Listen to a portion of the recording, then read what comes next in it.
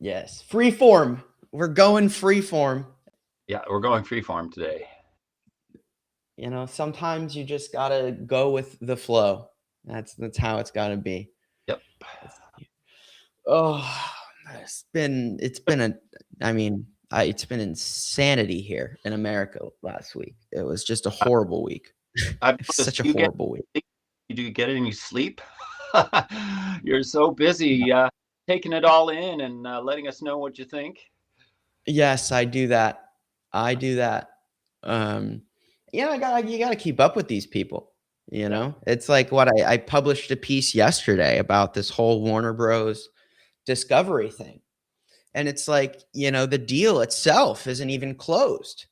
Um, and here I am, looking at this, and they're like, oh, Jared Kushner's involved. I'm like, this is connected to real estate and legislation being passed in Serbia. Like, this is not, like Not this just is the by Warner Brothers, right? yeah. It's not. It's like they want Warner Brothers because they want to have a massive monopoly on it's for propaganda, right? Like they can make Batman a fascist. If they get Warner Bros, Batman can be a fucking fascist. You know Well, that that's that's not a new story in American film production, right? Second World no. War. The Hollywood was called into service to propagandize for the U.S. government and military, and they did a good job.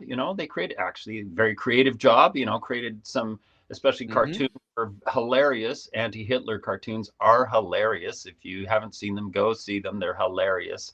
You know. What Yeah, is it? no, like they're Donald Duck and all of the oh yeah. characters back then. Very funny stuff. So yeah, I Yeah. agree. That's what's up with that. That's And going it's on all over the place right now. Is just acquisitions nonstop to create a monopoly instead of a capitalist free market system. So whether you're on the left, this is the something we were talking about before we went live, is again, it's not really left versus right anymore because people on the left believe in like some sort of free market capitalism. Anybody who says otherwise is just vilifying their enemy, right?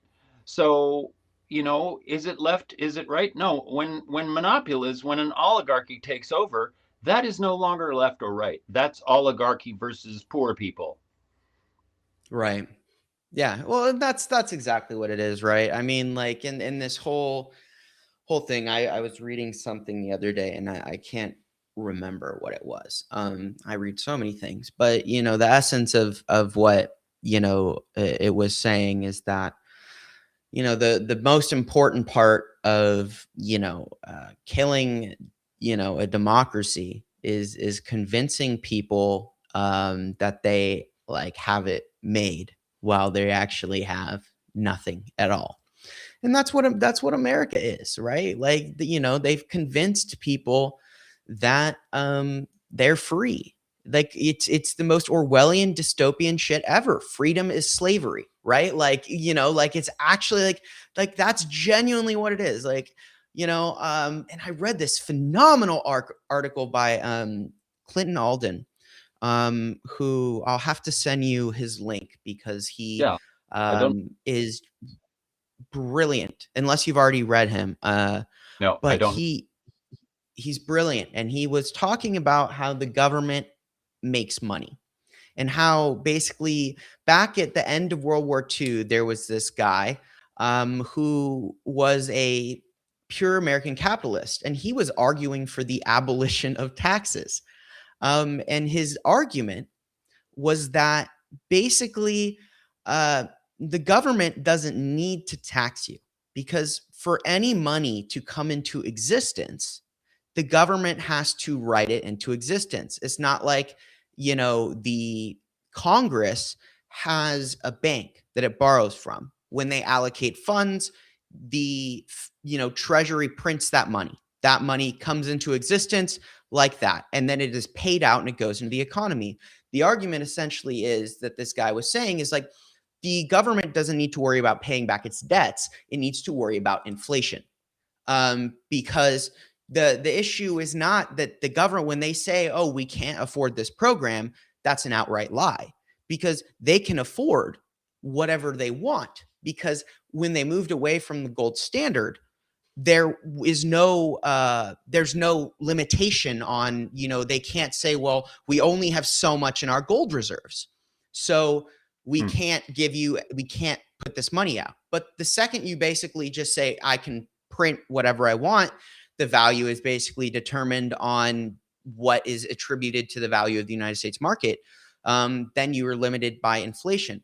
But income tax itself is not what funds the government.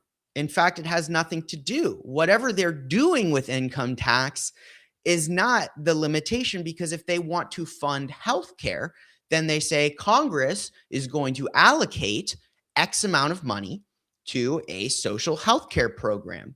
And then they need to worry about, well, will the allocation of this money cause inflation?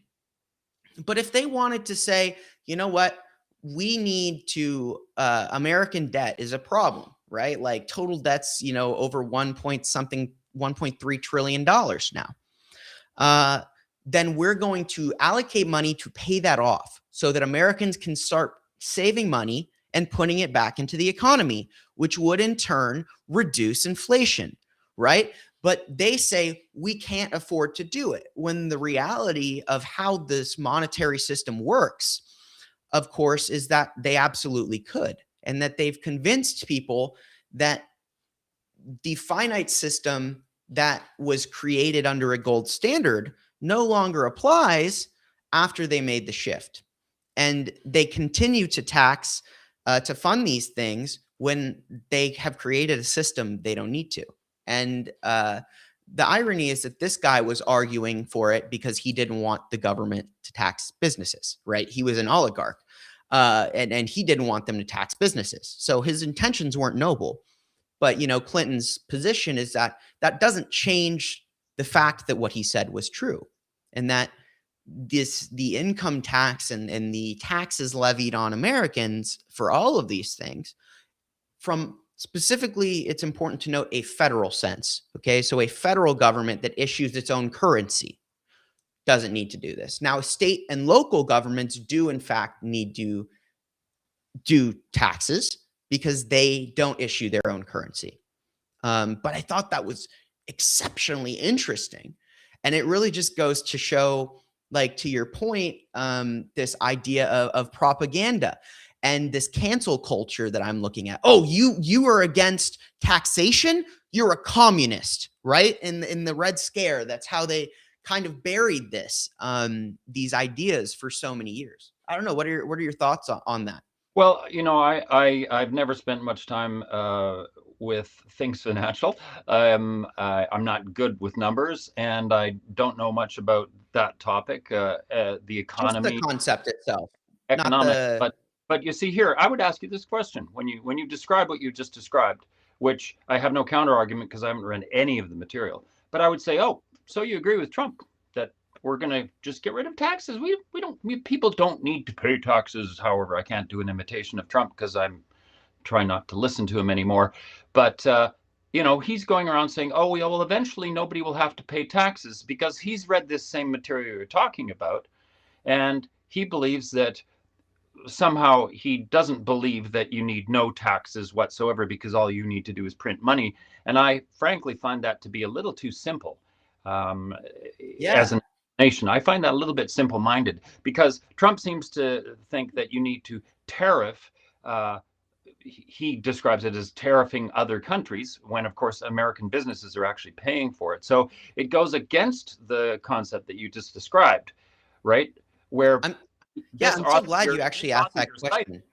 this author you're citing Yeah, said he wanted to have businesses not pay taxes. yeah, Well, the tariffs on foreign countries, U.S. tariffs on foreign countries, have the effect of U.S. businesses' prices for everything going up because they have to buy their supplies somewhere outside the states, and that's not going to change with a flick of a pen.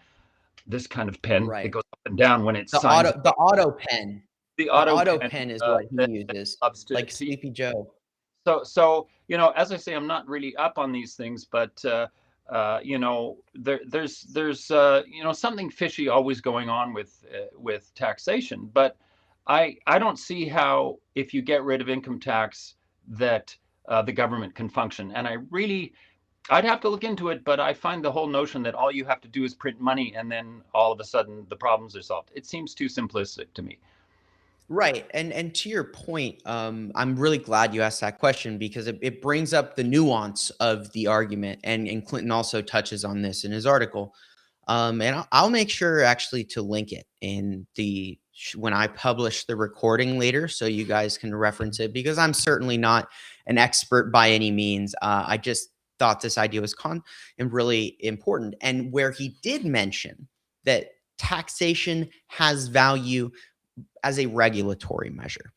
So, for example, you can certainly help fund social programs by taxing the rich. Okay. If you want to protect economic equality, um, then you tax the rich. If you want to, for example, limit whether a company pollutes or not, well, you levy a pollution tax that is so exorbitant that they would rather, that's the idea of this carbon tax, which has failed spectacularly, like all forms of economic regulation and environmental regulation in the United States.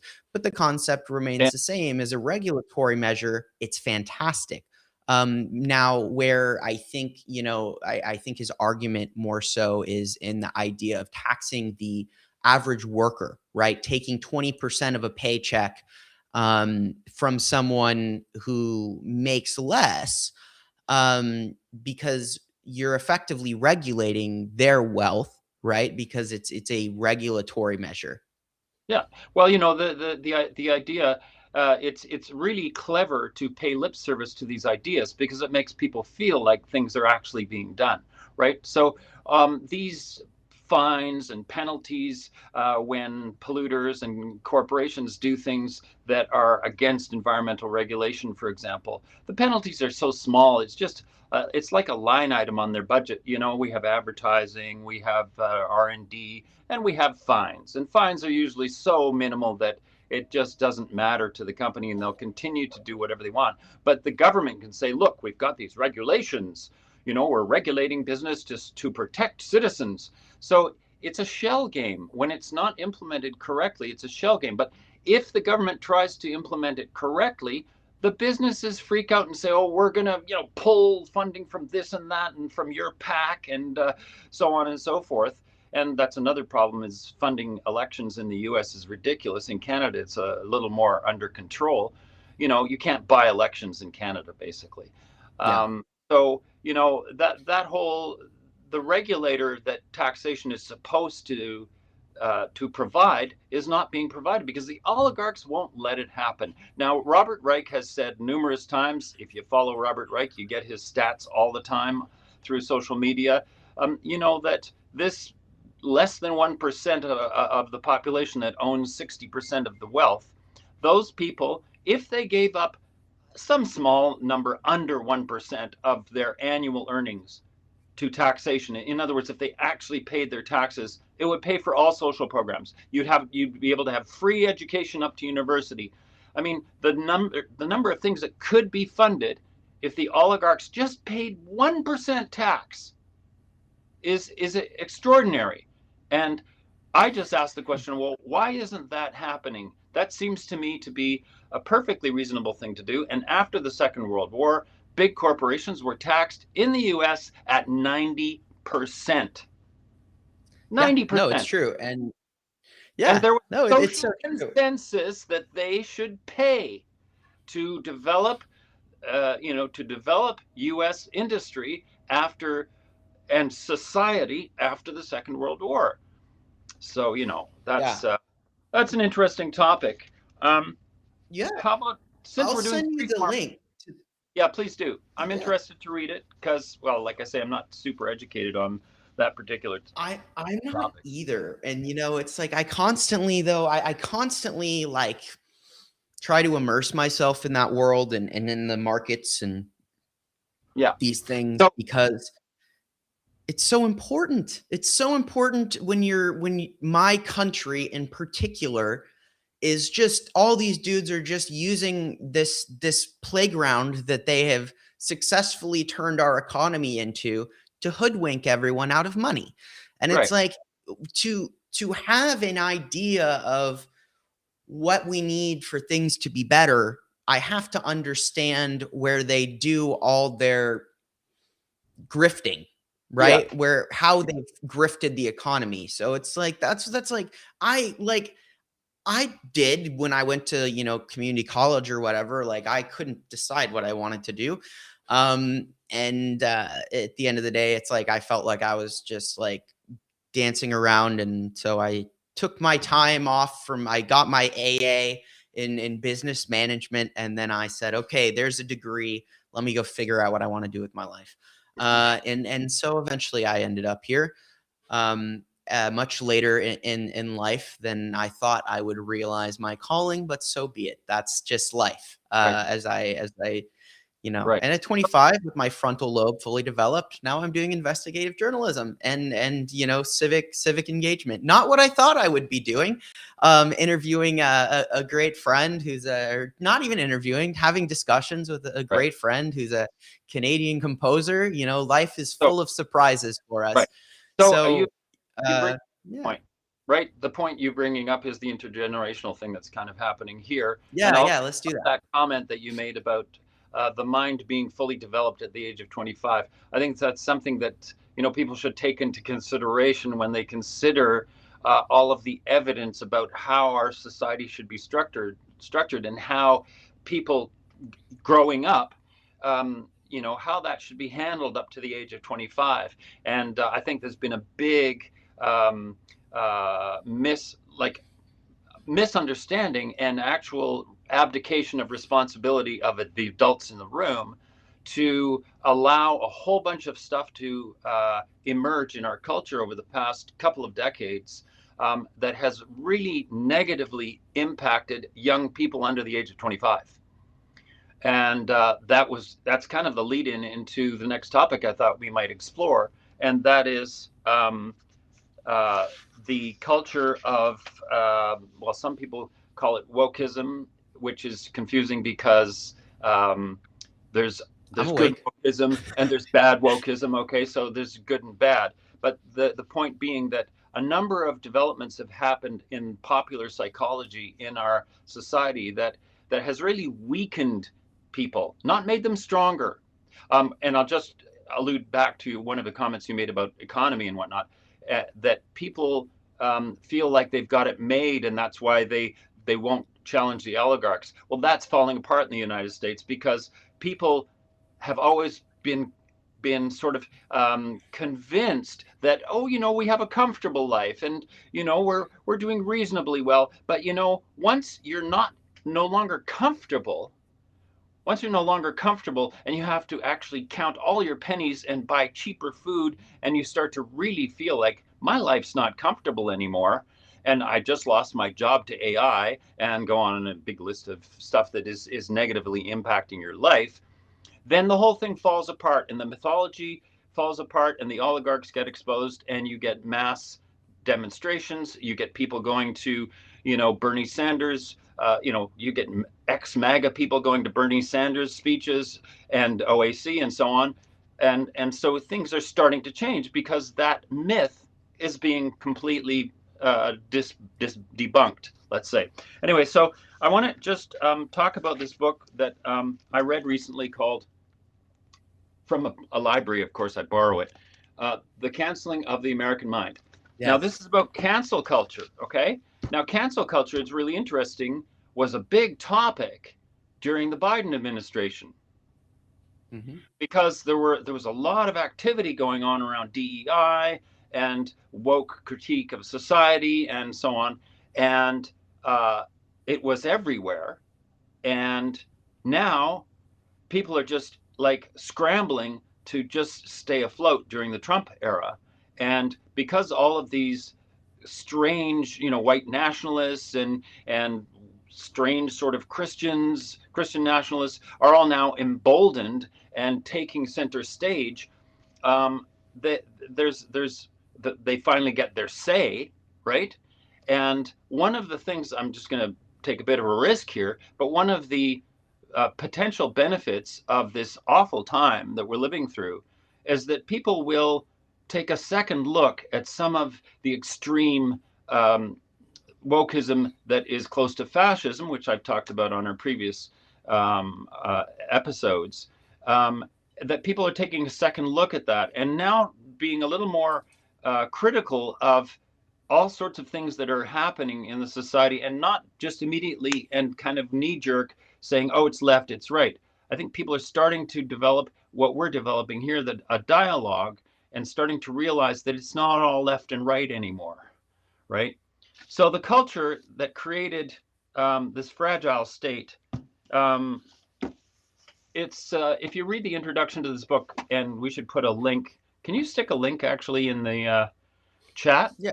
Yeah, to I the? can. So if you guys want to look at this, there's a link that I'm putting in the chat here that you can copy in and place and read later if you would like as well. And I will put it in the recording as well. Oh, okay. So, and is that the link to the document that I sent you earlier? Yes. Yeah. Okay, that's good. That's a share folder. Okay, so here are the three great untruths as written in a book called The Coddling of the American Mind, which was the book that was written by one of these authors before this book. So he summarizes it in the foreword, and I think it's very interesting to think about how our culture has been influenced by these ideas in the past couple of decades, I would say. So the three great untruths are the untruth of fragility, the untruth of emotional reasoning, and the untruth of us versus them. So the untruth of fragility basically proposes that what doesn't kill you makes you weaker. And of course, this is the opposite to a saying that I grew up with of Friedrich Nietzsche, the German philosopher, his dictum that what doesn't kill you makes you stronger. And that's what I grew up with. Go forth, experiment, explore, do things that are difficult, do things that challenge you, because that will make you stronger. Okay, and the fragility proposal is the opposite. Oh, be careful, don't go forth. If something offends you, speak up right away.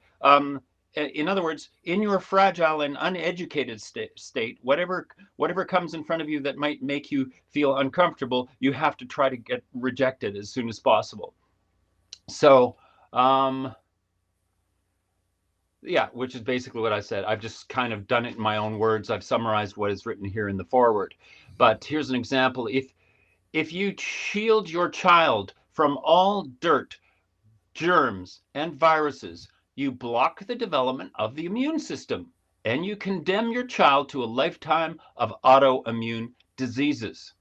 Perfect example of being fragile and protected instead of going out there and getting bruised and falling down and failing and all those things that build your character and that you learn from and you build yourself up.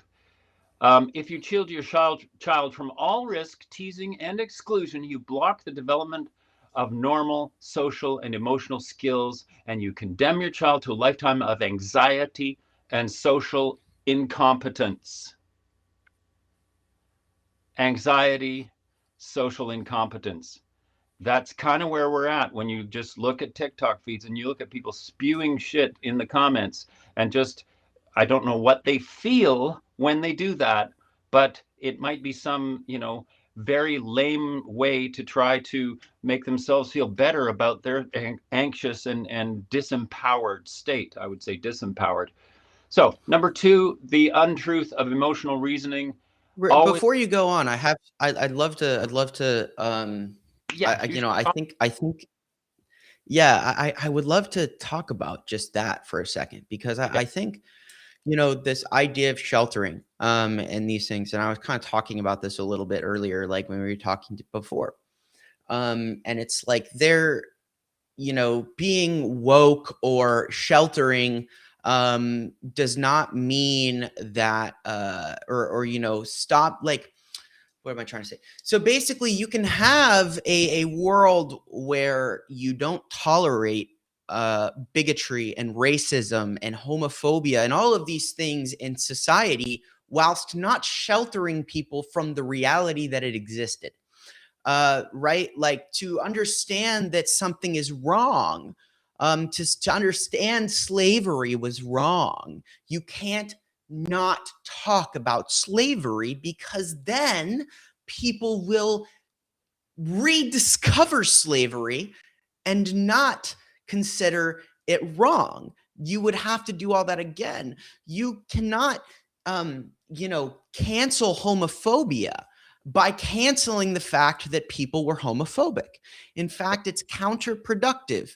And what it does is it creates an environment where people don't even consider it wrong at all, which is what the MAGA movement has become. It is normalized bigotry. It Right. is normalized racism. It is normalized hate, whilst they ban the books that Right. demonstrate that it was hate at all. I mean, it's very, and that's, I think, where your point is. The extreme left, right, says, oh, any of these things must never be spoken of. Like, how dare you mention, slavery, right? Like, that serves fascism. That serves far Correct. right autocracy, right? So, and Right. and and so, I guess my point in that is, I am unique in the sense that pardon my French here, okay? But last night I posted a note, okay? I said, "Dear Hakeem Jeffries, fuck you." That was my whole note, okay? And what was, Hakeem Jeffries and all these guys, they threw away Americans' health care. They ended the government shutdown for Right. nothing, right? Like, and there's so many people who refuse to criticize the Democrats out of fear of somehow creating this massive division, or if we fight amongst ourselves, we'll be damned. Like, if you're not willing to hold anybody accountable, if you're not willing to say, well, no, you cannot erase the past. Historical revisionism in the name of equality is anything but. Yeah. I think that's, I guess, to circularly close my little tirade here. Um, that's kind of what that particular idea makes me think of. Yeah. So, the term reconciliation is in our culture quite a bit here in Canada. Uh, Reconciliation with First Nations peoples, or we're now just calling them Indigenous. Um, and but that concept is a really important concept because reconciliation is a two-way street. And one of the things that people do these days is they don't think in terms of a discussion or exploration of ideas to come up with the best ideas that may come up in a conversation, and that you should actually have a conversation with people that you disagree with to test your own ideas and make sure that your own ideas, you're very proud of your own ideas, and you want to make sure that they're good by actually having them challenged. But people are in echo chambers on the internet because algorithms put us into echo chambers. Mhm.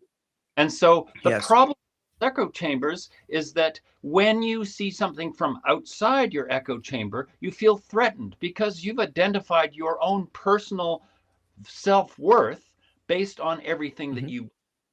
And when those things are challenged, people get their back up. Oh, they respond emotionally instead of responding with some calm and think about what's actually being said. But if everybody responds only emotionally, like my core is being challenged by this right-wing person that I disagree with, okay, get over it and maybe think about they feel strongly about what they are saying as well.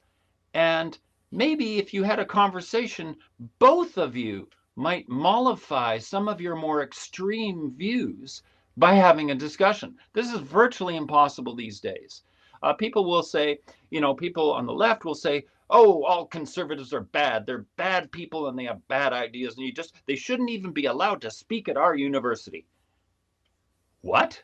At a university? At a university, you let everybody speak. That's the whole point of a university, is that ideas are challenged. It isn't a church where you memorize a bunch of dogma. It's not a church, it's a university. And universities should be free to explore all ideas, whether you like them I have a or. question for you though, on that note, because I don't disagree with you. But I also have to say that I do struggle with the notion of, I think there's free speech and there's hate speech. And I think that they must be distinguished. You can have free speech while not tolerating hate speech. Now, if you want to go to a university and argue the merits of unrestrained capitalism, go ahead. Now, if you want to go to a university and blame the Jews for poverty, you should get the fuck out. Pardon my language, but like, Right. you know what I'm saying? I think it's important that Okay, you so distinguish perfect those, I guess. perfect example. My argument would be, let the person who has that view express it and defend with facts their argument. Let them try, and let the university community have an argument with them that proves their idea is not factually based. If you ban that person from presenting that argument, then you rob the intellectual community of the capacity to challenge the argument. So they My have to fear be allowed in to that, speak.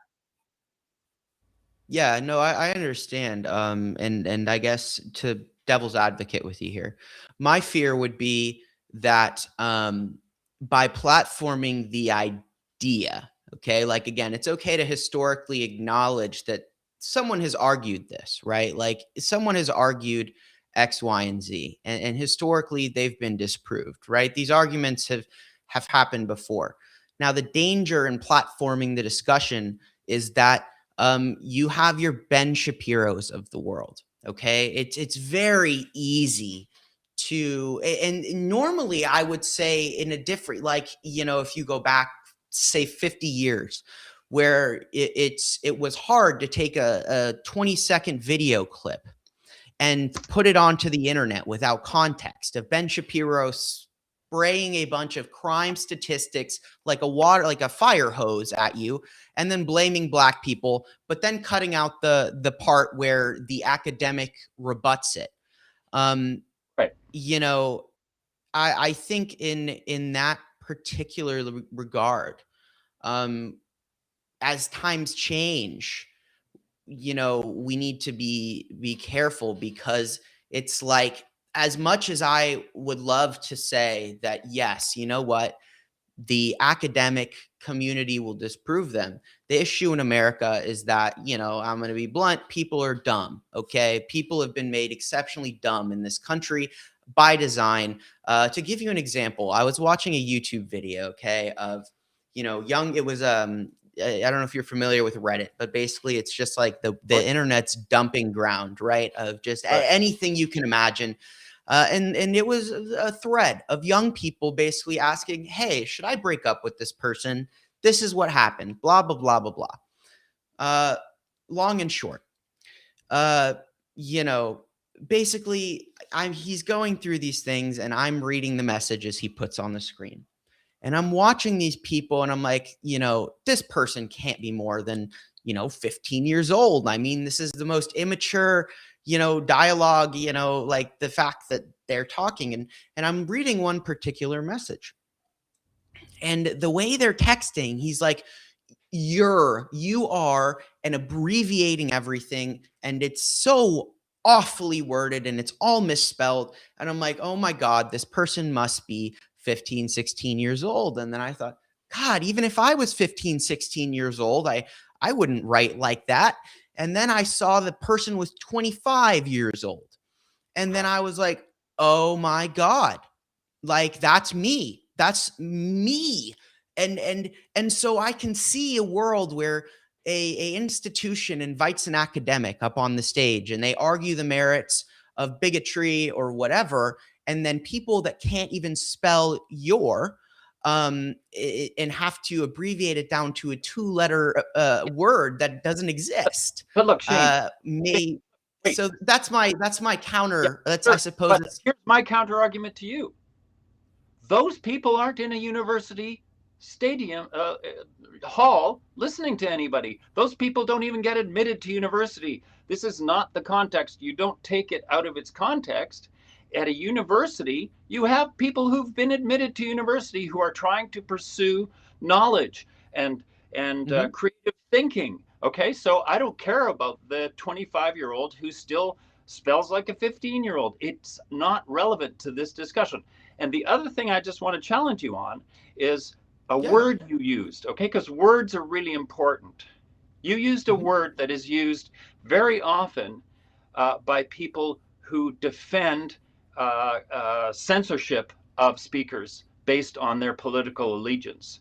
You used the word platforming, okay? Mm. Now, Mhm. universities do not platform speakers.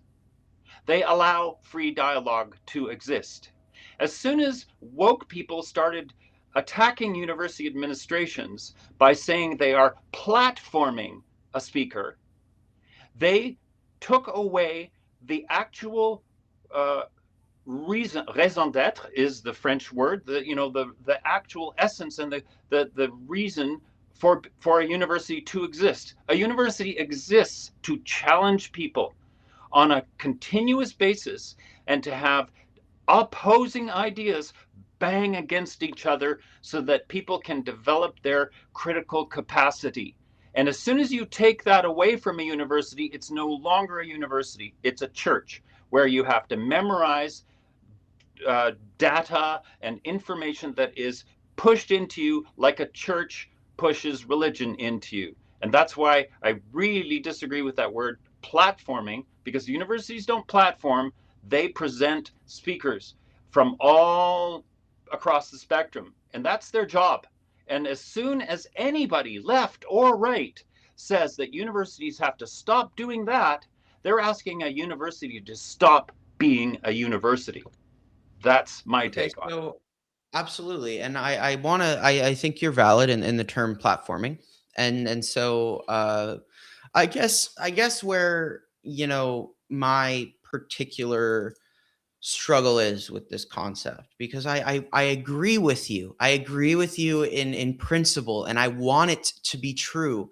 It's just my life experience seeing how these principles that are noble are disseminated through the social media. A great comment. Charlie Kirk has ruined my generation of young men. Where did he go?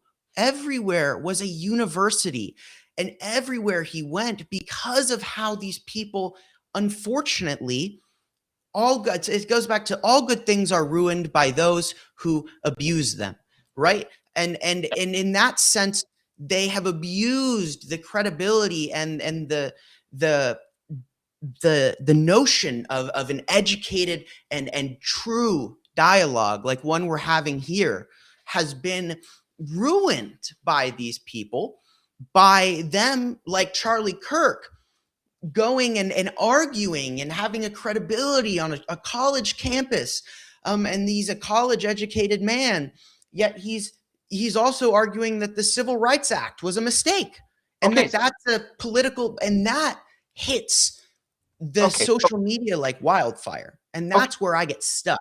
okay. So let's unstick this. Why is it now? First of all, you blame Charlie Kirk for that, right? But why was Charlie Kirk so successful? He was so successful because the education system has been weakened for decades. I agree The with that. education system has been transformed from a place of free thought and exchange of ideas to a place where people who can afford get in, not people who are necessarily brilliant, and that they have to conform to certain ideas that have become part of the social norm of teaching at universities. You have new generations of professors who want students to conform to their agenda. They want their students Correct. to become followers. These are not these are no longer university professors. A university professor who wants acolytes, who wants followers, is a religious leader, not a professor. A professor Right. challenges people to think, to develop, first of all, to develop their own critical thinking skills and to accept and have arguments with other people. The reason Charlie Kirk could succeed is because people who would challenge him, there were very few who would challenge him based on sound thinking and rejecting all of the deflections that people use in arguments today. And if you don't mind, I want to take this opportunity to go back into that book I read. And there's a very important section that talks about, I'll quote it, Yeah. dirty tricks that both the right and Hmm. left weaponize to um, make make discourse basically dysfunctional, so that I win, you lose. But you actually haven't had a discussion and nothing has been discovered. No, nothing has been learned. It's just I win, you lose. Number one, whataboutism. Defending against Yes. criticism of your side by bringing up the other side's alleged wrongdoing. Happens all the time. Um, Oh yeah. Capitol 6 riots, January 6th riots. Um, the left says, January 6th riots. The right says, Black Lives Matter riots. And then they just yell at each other for a while. And once they're exhausted, they stop. And nothing has happened. Number two, straw man. Misrepresenting the opposition's perspective by constructing a weak, inaccurate version of their argument and then saying, oh, look, it's so easy to refute that.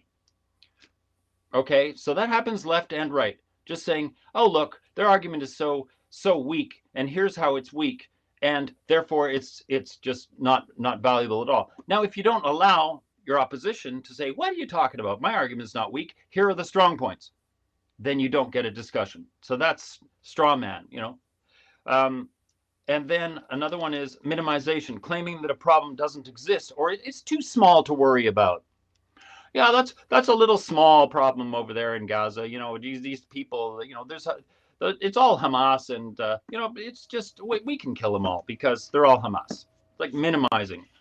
That's a bad example, perhaps, but you know, it's not happening. Well, how many times does Trump say, "Oh no, that's not happening"? No, you know, It's he tries denial. to minimize constantly something that's really important. Oh, we're just going to kill them all. That's against international law. You can't just say we're going to go kill them all. We're going to blow up boats without evidence, you know. Um, and then let's do a fourth one. Conflating two arguments, a reasonable one and an unreasonable one. So in other words, you say, because, and you point at the unreasonable argument, that means that your argument is no good. And it goes on. I'll just give you the headlines because otherwise we'll be here all day. There's 10 of them altogether. Okay. Underdogging, claiming that your viewpoint is more valid than your opponent's because you You're are being they're not listening to me. Yeah, like you're not hearing me because yeah, I got you. because I'm disabled or because I'm racialized or whatever. In other words, Yep. instead of going straight for the argument, you say, "Oh, because I'm a racialized person, my argument is valid," or whatever, or because I'm a superior race, my argument is better. And okay, accusations of bad faith, hypocrisy projection, um, and that's offensive. That's offensive to me, so shut up. Who cares if it's offensive to you? Be offended. Have a discussion, right? Number 9. Oh, I like this. I like this term. Offense archaeology. Digging through someone's past comments to find speech that hasn't aged well. That's a big one. Oh, Okay. Basically, somebody applies for a really important position, and then the people who don't want them to have that position dig through their social media feed and find out that when they were 15 years old, they made a racist remark. And because when they made a racist remark when they were 15, they don't deserve to have a job at the age of 30. Come on. That's bullshit.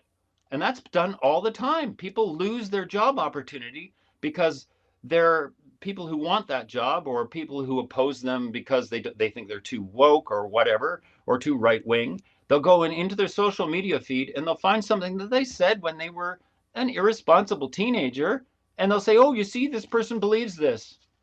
Really nasty. And making stuff up. That's the last one.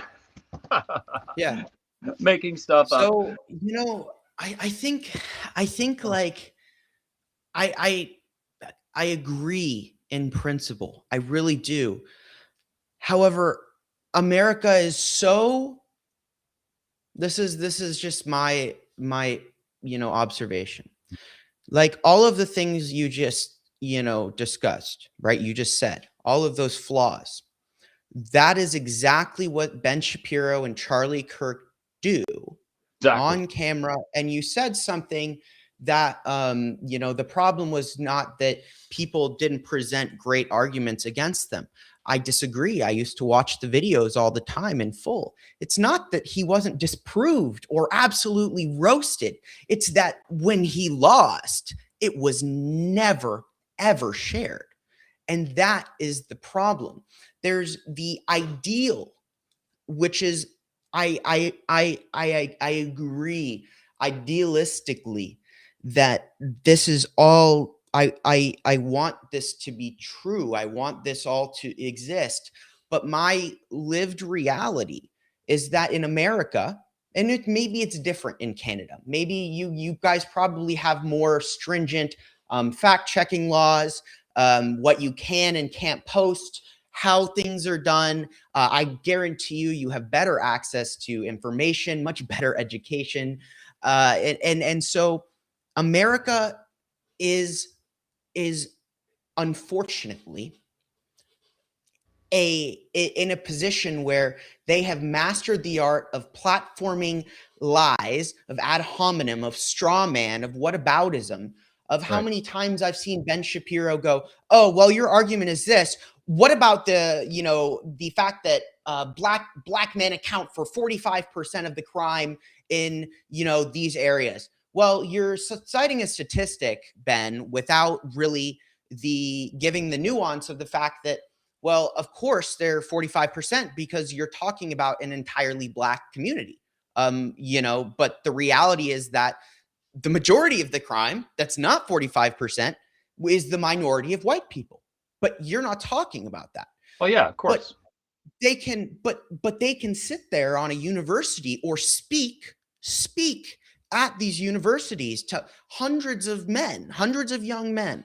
And this is where there is a real crisis in America, a real one that is a sleeping giant. And it is that entire generations of young men. And I have to say, there was a good comment earlier in regards to the fact that people in college tend to be 18 to 21, and they're in the formative phase of their development and their brain, right? This is a key part of their lives. It's what Right. shapes them. And university, in our ideal world, in a world where we embrace a Socratic approach and we say, well, you say this, I say this, and this. These are my questions to you. Please let us continue. But we've lost that here in America. Yeah. And I, as much as I want to say that, like, the way back is there, it's like the way back is to find a way to shut these people the f up and teach and really like get information Oh, out there. And like, if you allow this to I can't continue, that's listen. I how can't, they do it. no, I can't agree with you that the way to move forward is to shut down ideas you don't like and only teach ideas that you like. I can't possibly agree with that. There's just no way. I don't The way so just to clarify, you said, I'm not tell them saying to don't shut the teach fuck up. You ideas. said, tell them No, to shut but the just fuck up. yeah, I want to clarify. I'm not saying don't teach these things. I'm not saying don't teach the fact that these are bigoted racist ideas that have been shown and shared over time. They should be taught. What I'm saying is that if something is disproven, if vaccines do not, empirically proven, do not cause autism by an abundance of scientific experts, academics, then Nobody in a university should allow an individual to step up on a stage and say, vaccines cause autism, and then have that recorded Yeah. from a speech at Byron University or wherever the hell they are, or at some university, and shared through that. Right. Because Yeah. I'm not So, saying don't talk about them. I'm okay. saying don't regurgitate them. Yeah. Okay. That's all I'm trying to say. So the argument that you're making right now is a really important one, because what you're saying is, if the consensus, the scientific consensus Yes. when it comes to science, or the intellectual consensus when it comes to Yes. ideas, when that consensus is pretty clear, like 95% clear, let's say, you may consider not allowing someone to speak. But here's the problem with that. It's sort of the capital punishment problem. What if the 95% actually are this much wrong, and that person that everybody disagrees with has an original idea that hasn't been considered yet? That's the problem with shutting it down, is that you might miss out on a very important concept that nobody else has thought of. And university's primary purpose is to develop the human mind so that some of those people who challenge the consensus come forward. It's actually part of the scientific method. If you don't agree with the scientific method, you agree with shutting things down. If you agree with the scientific method, you agree that as a scientist, you can't say this is how it is, period, shut down science. No, we have to let the new ideas, no matter how crazy they seem to the majority, we have to let new ideas in. And that's the problem with shutting down the people you don't like. So I agree again that you shouldn't shut out new ideas. Like I do want to emphasize this. My issue is not that. I do believe that the 95% looking at a situation, as they're developing vaccines, for example, where we have boards of excellent doctors. Okay. Right. The reality is that our measles cases in the United States, the amount of infants dying is Great. skyrocketing. Yes. Why? Because universities and all of these big institutions platform vaccine deniers, and Americans take these people being platformed by supposedly credible institutions and choose not to give their child a vaccine. The Are you, USDA, hang on, are you um, saying universities do that? I don't think universities do oh, that. I think that's all. all kinds of places, because there's universities in America that are hardly universities. They're propaganda stations, Well, right? Like, but, again, it's the title versus the reality. And so in this case, what I guess I want to establish is that what you're saying is true, but also what I'm saying has to also be true, because I'm also seeing this. And so if both are true, in the sense that what I suppose my alternative to combine both of our things is the community itself, the scientists developing the vaccines should be having that discussion. They should yes. be saying, well, is it possible? Is it possible that vaccines cause autism? And as we go about these things in our studies, we should test. However, Right. they should not disseminate a 5% minority to the public. They Okay. should So, have those discussions internally as intellectuals. That's my point. yeah. So I totally agree with that. And that comes to an important point about legacy media having balanced reporting, right? Balanced Yeah. reporting means that Yes. if you have somebody who on you have two people who are guests, one person who represents most of us, and then because it's balanced, you have to have the opposite side, and they have to have the discussion that I'm encouraging people to have, right? I'm saying that Yes. discussion should happen. But oftentimes, when it's presented as a 50-50 balance, Mm-hmm. people think it's a 50-50 balance, and they should choose one of Yes. those two. But it reminds me of a John Oliver sketch, my namesake, of course, where he says, "Okay, so let's bring in a proportion of people who are climate science deniers and climate science researchers who agree and have a consensus, and the room is filled with, like 100 people, two of whom are climate science deniers. It's a huge comedy moment, and it makes the point that balanced journalism isn't balanced. It's BS, right?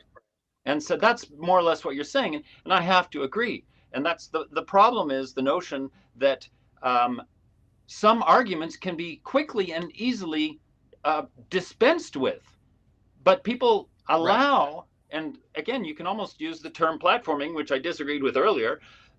Legacy media is almost platforming these ridiculous counter arguments that all the consensus in the intellectual world has already said, no, no, that's full of shit. And that's That's basic stuff, man. That's basic knowledge. It's not even advanced argument here. It's an argument between somebody who barely understands anything, who's asserting a piece of absolutely provable bullshit, against a respected academic. You can't put these two people on the same stage and say that there's some kind of equal thing for the public to consider. It's a joke. yes. And that's, yeah, you're alluding to Absolutely. I that, think and we've I achieved totally agree with harmony. I think through our discussion, we've achieved harmony in that.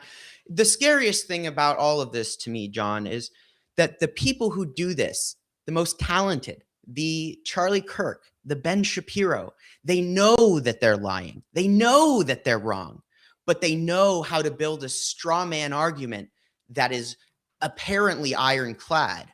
yeah, And it allows them to infiltrate academic circles because they are allowed to they know how to speak the lingo. They know how to say, well, actually, da da da. They can sound like one thing whilst being the opposite.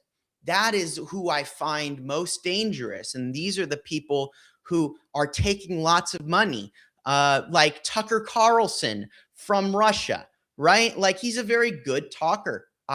You cannot take away the fact that Tucker Carlson knows how to spin an argument, right?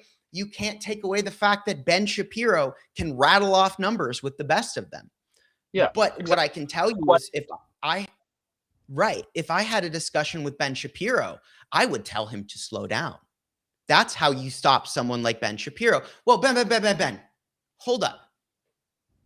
You just said a number. Can we talk about that number? Right. I don't care about the other 10. I want to talk about the one thing you just said that has me exceptionally confused. I feel Right. like you're misrepresenting that data, but they don't want to let you get in a word edgewise. That's why They they talk. want you. And that's, what you just, all those 10 things, they're masters. If, to give a modern reference, from my generation, if they were that, if you were looking to be the avatar of, the, the argumentative misinformation avatar, which is the avatar. I don't know if you've heard of it, but basically he's the master of all of the elements in this TV show I grew up watching: earth, fire, water, air, right? And he's the only one who can master all of these things. That's what they have become. It's a skill. That's what, and that's what we're fighting. That's why a discussion like we've had today, where we eventually reach a sense of harmony, where we understand where each other are coming from, and realize the merit of both sides to create a unity of an argument, to not an argument in a sense of maliciousness, but of two perspectives Right. to reach a shared conclusion. Yeah. That So, is something that an avatar of misinformation will never allow. right, and that's because it would actually require a change in what they are presenting. When you are an advocate and you are proselytizing for an idea or a religion, there is no counter argument. You just simply, there isn't one. You either believe what I believe, or you go away. And it reminds me of the Oxford debates when I first heard Ben Shapiro, and this was in London and at Oxford. And he was there across the table from people who would come up and challenge him. And I remember that, first of all, he spoke as fast as he always does. I hate him But so what much. I remember is what I remember most about it is that they never got to, or rarely, he managed to defeat a lot of people who challenged him by asking this question: do you believe the state of Israel should exist? And when the answer was no, that was the end of the discussion. Now, in my view, that's the beginning of that discussion. Correct. Should Absolutely. Israel exist? That is a very important question that, if it's seriously addressed, people will consider the complex history of the establishment of the state of Israel, Mhm. the period before it was established, and so on and so forth. All of that stuff that anybody in their right mind will have researched over the last 2 to 3 years. But he just shut them down. As soon as they said the state of Israel should not exist, he just said, okay, that's the end of the argument then. Because if you don't agree with that, then there is no conversation. So The moral that wall, that is supposed moral wall. that's it. That's it. Yeah. And that is the excuse that's used over and over again for people to justify genocide. They just say, Yeah. I'm sorry, the Holocaust happened, therefore we can do whatever we want. No, Yeah. sorry, that's not a moral Yeah. argument at all. Yeah. So You know, there's, go ahead. that I was just going to say, and that is relying on people to respond emotionally to the topic rather than with knowledge and contemplation and creative thinking. And that appeal to the emotion, to say that that's all that matters. All that matters is your emotions and your own personal experience to date. Mhm. Whereas the intellectual approach is somewhat the opposite. It's like, mollify your emotions, calm down, and think about the future. Don't think only about what exists and only the ideas that you already know. Challenge those ideas and see if you can push your way forward into new ideas. These are opposite ways of Yeah. thinking, and the emotional way of thinking is predominant in our society right now, which is why people can't criticize anything. I mean, blowing boats up with no evidence, destroy the evidence and claim the moral high ground. Come on, what kind of Yeah. society is that? No, yeah. Again, it's your, that's the whole thing. It's like, oh, well, Ben Shapiro says to me, oh, do you think the state of Israel should exist? You know what, Ben? I'd actually like to ask you two questions instead. Do you think any state should respect the sovereignty of its neighboring states? And do you believe that invading a sovereign state based on your own claims uh, and disrespecting the international law in the regards of the lives of human beings is Right, acceptable right, when fighting terrorism? right. And Oh, even okay. I don't want to talk about whether Israel should exist. I have no interest in that. Israel can exist if it respects the laws of the international order, if it respects the very foundation of whether humans have a right to live, that if what it you respects the facts that children should not be slaughtered for no right, reason, right, then Israel can exist. right. Um, Well, this is exactly just to tell you that when Francesca Albanese was asked essentially the same question, her answer was, "Of course, Israel has the right to exist. Israel exists. Italy exists. France exists. But," and then she listed, you have to exist within an international order, and you have to, be good to your neighbors, and you should be punished if you aren't. But right to exist, well, it exists. And she gave an example. If France and Italy want to join and merge tomorrow and become a different country, they have the right to do that. And I found that to be brilliant, because this is the problem, is that people, they don't want to think of the broad picture of, of the situation over time, in other words, historically and now, and try to think of the complete picture and its, moral dimension as well.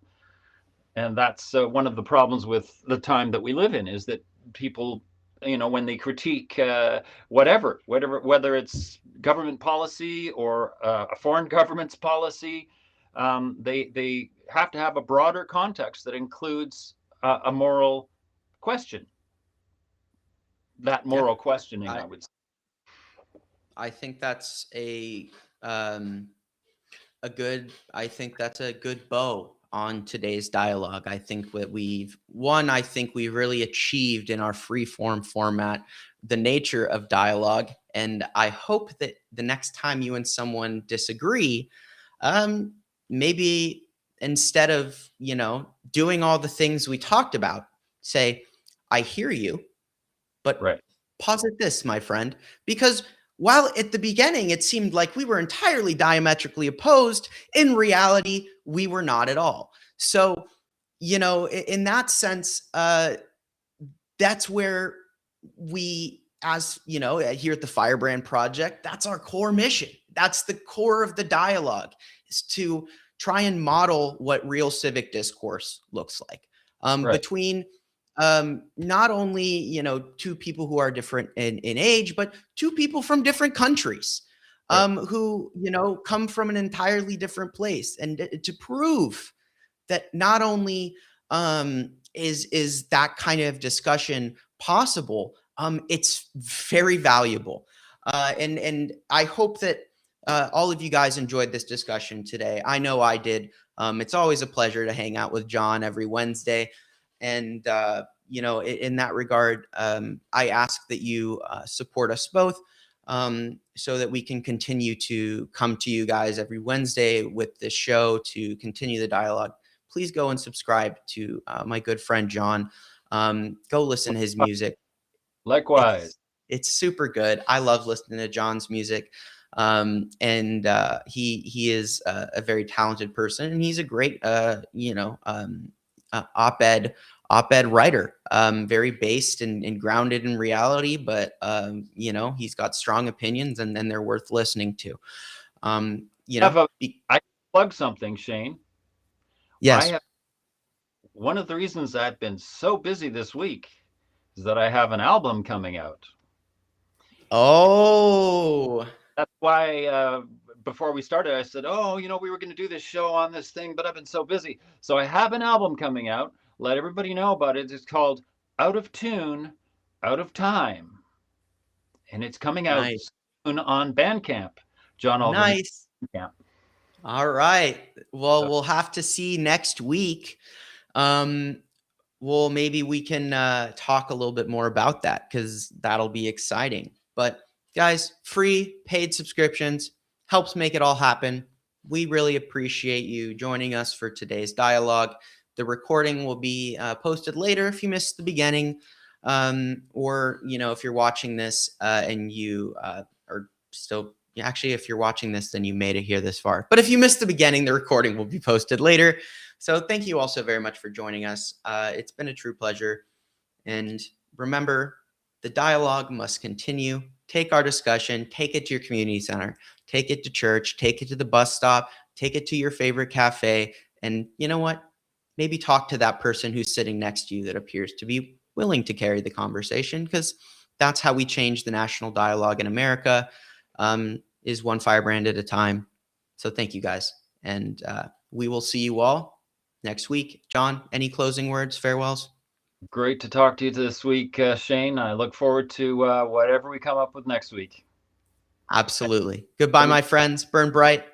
resist. Bye. We'll talk to you later.